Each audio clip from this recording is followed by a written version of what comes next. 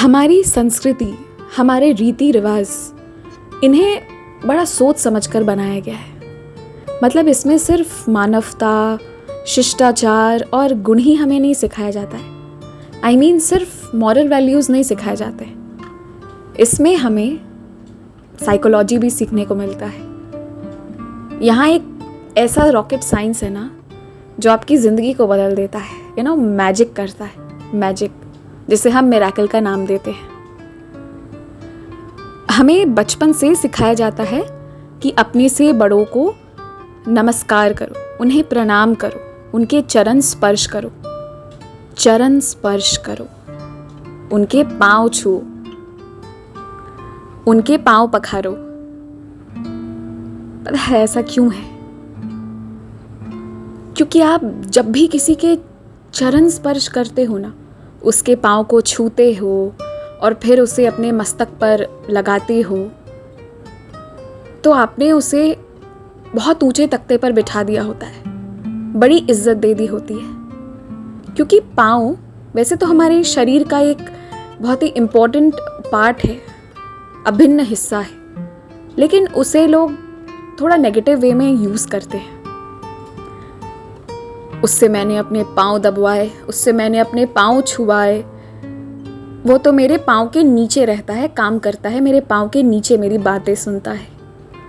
उसी पाँव को आपने बड़ा इज्जत दिया, चरण स्पर्श किए। अगर घर पर आपके किसी बड़े से आपकी नहीं भी बनती है ना, फिर भी हर सुबह जब आप उनके पाँव छूते हो, उनका आशीर्वाद लेते हो, जो हमें सिखाया गया है, तो पता है जो लोग हमें पाँव के नीचे कॉन्स्पिरेसी से, यानी कि कुछ ऐसा करके, कुछ दबाव बना के, कुछ जाल में फंसा के आपको नीचा दिखाने की कोशिश करते हैं, आपको झुकाने की कोशिश करते हैं, लेकिन आप तो बड़े नम्रता से उनके पाँव छू लेते हो, उनका चरण स्पर्श करते हो। तो आप बेशक चरण स्पर्श करते हो, लेकिन दिल के किसी एक कॉर्नर में ना, एक सॉफ्ट कॉर्नर, 1% की सॉफ्ट कॉर्नर आपके लिए बन जाती है।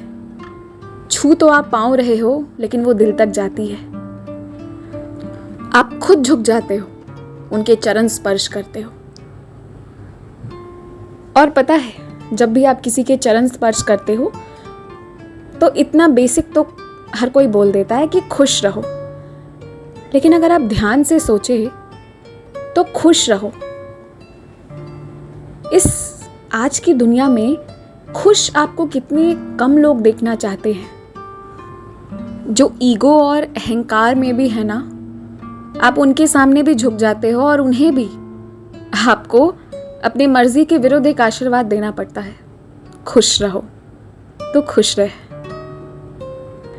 सुना है कि दिन भर में एक बार माँ सरस्वती हम सबके मुख पर विराजमान होती हैं और हम जो कहते हैं वो सच हो जाता है।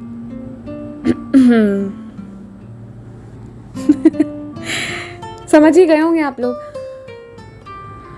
और कुछ लोग तो आपको पूरा दिल खोल के आशीर्वाद देंगे। जैसे मेरी बड़ी माँ थी ना, वो कहती थी, जुग जुग जियो बेटी, जुग जुग जियो, हमेशा तुम नाम रोशन करो। यानी कि तुम युगों युगों तक जियो, आपके लॉन्ग लाइफ के, आपके प्रोस्पेरस लाइफ की कामना करते हुए आपको वो आशीर्वाद देते हैं। और कुछ लोग ऐसा भी कहते हैं, आयुष्मान भव। कितना सुंदर लगता है, कितनी खुशी मिलती है, कितने अच्छे पॉजिटिव वाइब्रेशंस आपके लिए क्रिएट किए जाते हैं सिर्फ एक बार झुककर चरण स्पर्श करने से। इसलिए इसे ईगो में मत लीजिए। ये तो एक तरीका है जिससे आप बड़ी नम्रता से, बड़ी विनम्रता से लोगों के ईगो के पहाड़ को भी तोड़ सकते हैं, सिर्फ एक चरण स्पर्श करके। और इसलिए कहा जाता है कि रोज सुबह उठकर अपने बड़ों का आशीर्वाद लो।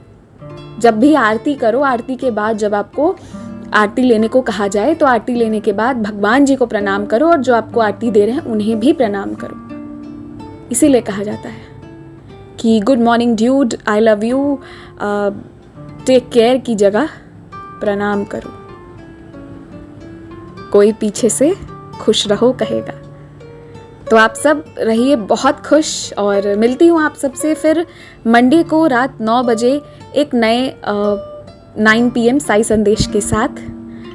9 PM साई संदेश हर वीक 5 ही दिन आएगी। तो इस वीक संडे से लेकर थर्सडे तक हमारे 5 एपिसोड्स हो गए हैं। तो अब वापस मंडे को आएगा 9 PM साई संदेश। मॉर्निंग वाला संदेश एज़ यूजुअल आता ही रहेगा। जय साई राम, खुश रहिए।